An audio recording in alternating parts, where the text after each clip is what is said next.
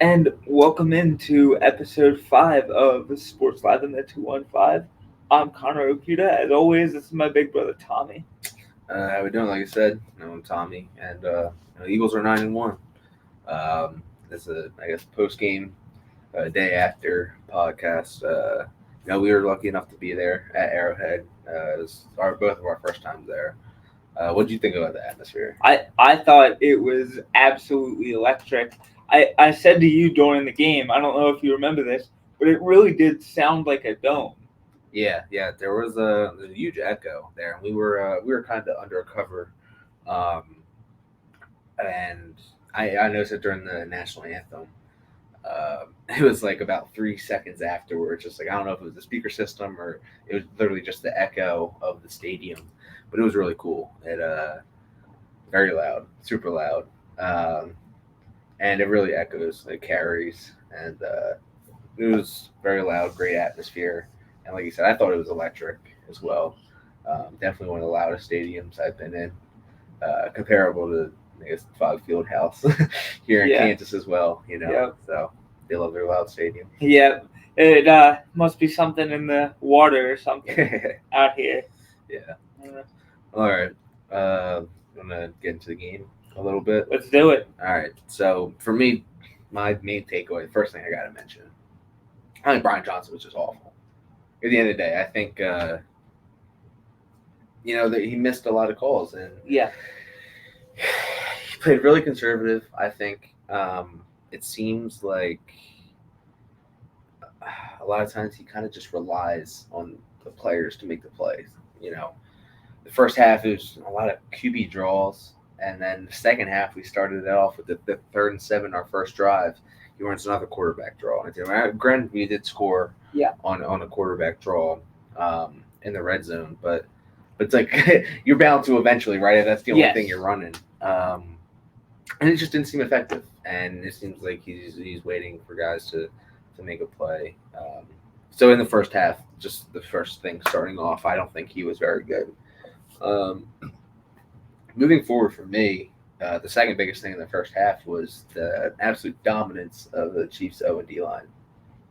I mean, the Eagles are kind of known for that, right? Yeah. Every game we're usually winning offensive and defensive line, and me and you were sitting there like, Well, to that point, I think the Eagles and the Chiefs are built very similarly, and Andy Reid kind of took the Eagles' blueprint and brought it over to Kansas City. what for like an O and D lineman. Yeah. No, but still, like I understand like the roster construction in that part, but I don't think their O and D line is better than our O and D line. No. At the end of the day, I mean they've gotten better for sure, but I mean it was domination in the first half. They had 5 sacks in the first half on our offense, which is absolutely crazy to me. Um, any other points that you had from the first half? Um. Just just lackluster play calling. I don't know if Brian Johnson was intimidated by the weather, whether it was reading Mahomes or the atmosphere or what it was, but he was not very good, and that's putting it very very lightly. Yeah. One thing I did notice too, there was a couple of missed calls in the first quarter, or the first half. I'd say for the Eagles, but we were obviously around a lot of Chiefs fans, and they weren't very happy by the end of the game and by the end of the first half. So I think people would say the refs weren't great both ways. I know the first touchdown the Chiefs there was a holding on the left tackle. I know he was holding the crap out of sweat for a big part of yesterday, and I know they missed some penalties on the Eagles as well. I think it eventually evened out, but that was interesting as the game went on. I got so I don't know. on on the one, and I told you this when we were inside the stadium. It looked like when he was blocking Reddick, it looked like Reddick got punched in the face. Yeah. So, um, but at the end, I feel like they were kind of equally bad. Whatever. Yeah. We're not gonna ref shame. At the end of the day, it's except that we're talking about the Super Bowl. Just Yeah. kidding. You know, uh, I think at the end of the day, it just comes down to teams that the Eagles didn't lose the Super Bowl because of the refs. At the end of the day, you know what I mean? They had chances to they win had that chances, game. Yeah. And same thing with yesterday. But I don't. I was not confident going into halftime. We're down 17-7. I made the joke. I made a joke with you. I was like, hey, we were down by 10 at the Super Bowl. It could be a kind of reverse thing. Um, but I wasn't super confident. And then we come out and start off flat right away. It's 3rd and 7, do the quarterback draw, and get nothing out of it. Get right back to them. That's frustrating. It's frustrating when you have a whole halftime to make adjustments, and it seemed like they didn't. And luckily, those adjustments ended up showing themselves toward the end of the game. Yeah, if they were, let's see. I think a big turning point was Burton Covey's punt return. Yeah, and he struggled a good bit last year, and he is had kind of a quiet but super consistent year. Yeah, I think he's going under the radar as someone who's been pretty important for the Eagles. That special teams, especially the punt return unit, not as much as kickoffs, because they're kind of just been like not outlawed, but kick returns don't really happen as much now. And just as a punt returner, I think he's been super useful to the Eagles, and I think he had a big changing point in the game. For sure, and I feel like kick returners and punt returners deserve some type of like award, like punt returner of the year. Yeah, well, they have like the All Pro. They have the All Pro returners and stuff. So and they go to the Pro Bowl. So I mean, yeah. I don't know if they have the full formal award for that, but like I said, he's been super helpful, and I think that was a big changing moment in the game for them, because after that, we drove down and were able to score. Yeah. DeAndre Swift was absolutely awesome. He came out, especially in that second half. Like he ran like a bat out of hell. I mean, oh my gosh. Yeah, they definitely had a lot of trouble stopping him. I don't know how much of that was scheme, and like I said, we're calling out Brian Johnson, right? You got to give him his flowers as well when plays do work. It can't just be all negative. But I think Swift made a lot of guys miss and made some plays. But I something I wanted to ask you. I was curious about. Pacheco and Kadarius Toney. It seemed like we could not tackle them all day. I don't know any times that they were tackled by the first tackler that came to them. I counted one time. I'm sorry. Yeah. Do you think that's because of the rain, or do you think it was just poor tackling? They're great runners. I know they're hard runners. I mean, everyone makes jokes about Pacheco, how hard he runs, and Kadarius Toney's awesome too. But we just couldn't tackle. It was kind of crazy. Yeah. What are your thoughts? I think it's a combination of both.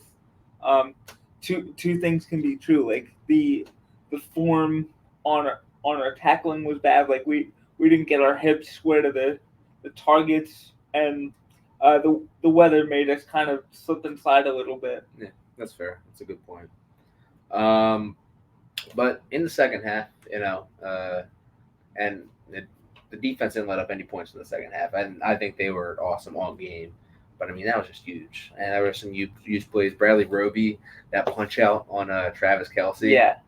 I mean, it's like a lot of Eagles fans maybe not even know who this guy is. Now everybody does, definitely. Yeah. Because that was just a huge play and huge part of the game. And I don't know if you saw it. It was funny. He made a comment afterwards. He was like, well, man, he's like, I'm 33 now. I got to have that peanut punch. Yeah. Patrick Tillman. So that's awesome.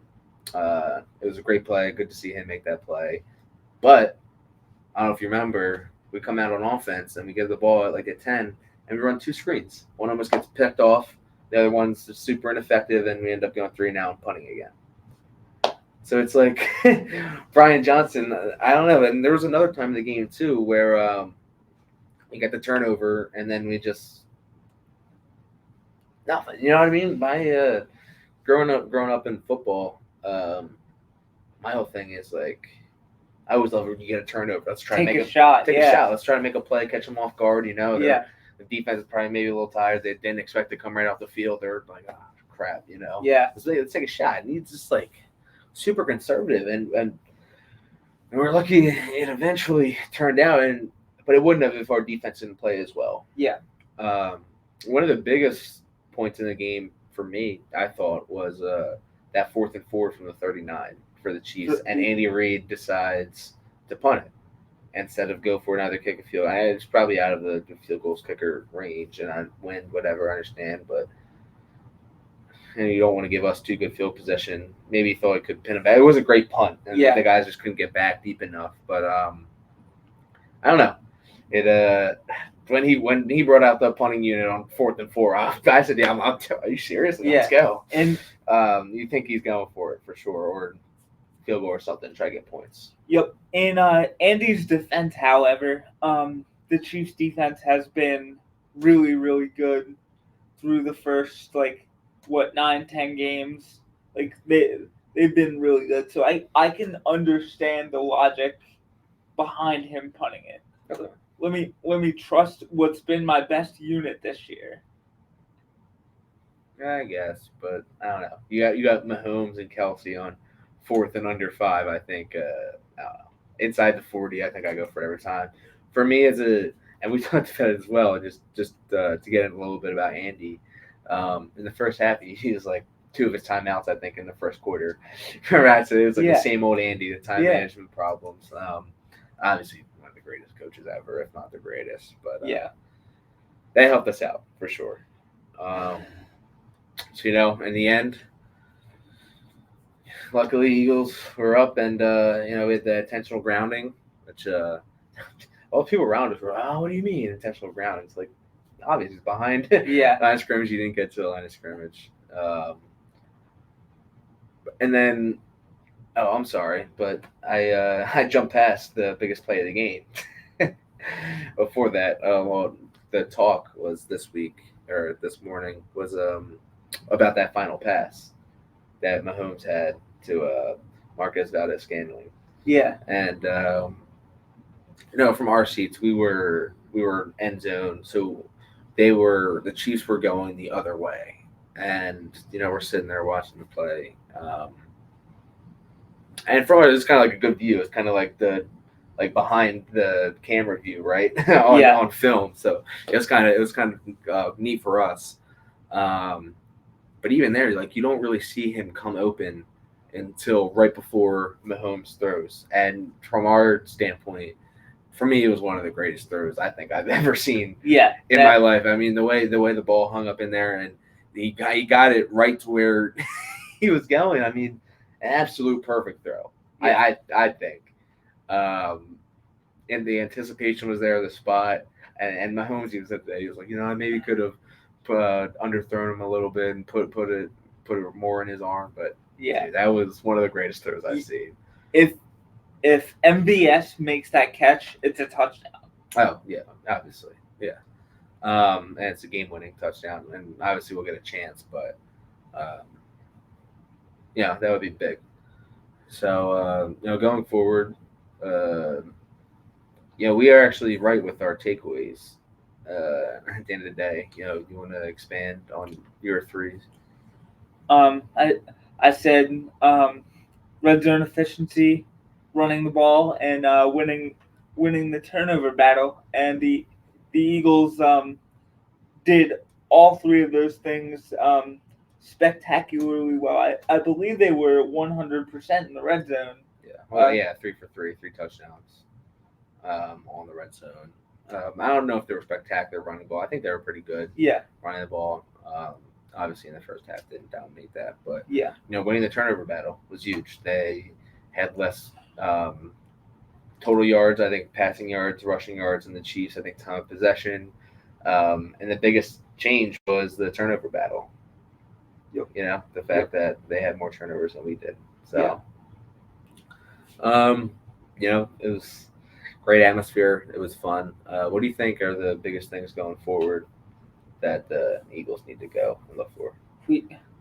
We've gotta really put our foot on teams' throats and not let up. Too many times this season we've let teams creep back in it, and that's gonna bite us in the ass when it comes to December, January, and February. So we have to be able to do that, and if we can, we'll be fine. Yeah. For me, like I said, the biggest problem is Brian Johnson. He really has to get it together, or I think they'll end up losing his games. And obviously, it sounds harsh. It's a harsh town. Yeah, But it's true. We were lucky our defense played so well yesterday. But they're not going to all the time. You know what I mean? Yep. So um, I don't know. We can't rely on them. He needs to be a lot better, and it can't be so conservative with the screens and the quarterback draws, and it's not going to make a difference for the Eagles' offense if he does that. You know, he's not being aggressive enough, and we're not getting enough big plays. for sure. I think I, I think once he figures out whatever it is, like he'll be all right. At the end of the day, we're 9-1. They got a lot to work on still, but no, we got a lot of reason to be happy. It was a great week out here. Like I said, we were able to go out to Chickens and Pete's, had some great Kansas City barbecue throughout the week. Went out to Chickens and Pete's on Sunday. Saw some awesome Eagles fans. Got to chop it up with Dumphy and Malik Joe and you and Elliot Short Park for a bit. Yeah. And Arrowhead was awesome. Yep. The atmosphere was great. Yeah, we were lucky to sit in on. The game I think lived up to the hype. A little low scoring. I think we both thought it was going to be higher scoring, but it was an awesome game still. And I couldn't be happier. I think most Eagles fans are really happy, and I'm excited to bring on the Bills and the Kelly Green.